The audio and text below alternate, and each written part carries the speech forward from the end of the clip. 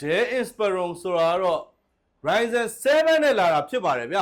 Screen size လေးကလည်းလုံးဝအကျအနလေးသုံးလို့အဆင်ပြေမဲ့ size လေးဖြစ်ပါတယ်ဘေးပေါင်လေးတွေကျင်းတယ် webcam မှာ privacy setup ပါမယ် keyboard ပတ်လိုက်ပါသေးတယ် fingerprint ကတော့ power button မှာထည့်ပေးထားတာပဲဖြစ်ပါတယ်ဗျဒီကောင် Ryzen 7ရတော့ 5900U series ဖြစ်ပြီးတော့ RAM 16GB ပါမယ် SSD 512ပါမယ်ဗျ Full HD display နဲ့ဖြစ်ပါတယ် keyboard မီးလေးနဲ့အလှလေး metal body နဲ့ဖြစ်ပါတယ်နော်တကယ်မိုက်ပါတယ်တဲသွားတဲလာအရန်ကောင်းတယ်ပါမယ်ပေါ့မယ်ပေါ့ဗျာ Inspiron series ကတော့တိတ်ညှိုးစရာမလိုတော့အောင်မိုက်တယ်ဒါတော့သူရဲ့အပြင်ပိုင်းလေးတော့အမိုက်စားလေးပေါ့ဗျာဒီဇိုင်းပိုင်းလေးကတော့ကဲဈေးတော့ကတော့8,500,000ပဲဖြစ်ပါတယ်ဗျာ18,500,000ပြောတာပါဗျာ18,500,000ပဲဖြစ်ပါတယ်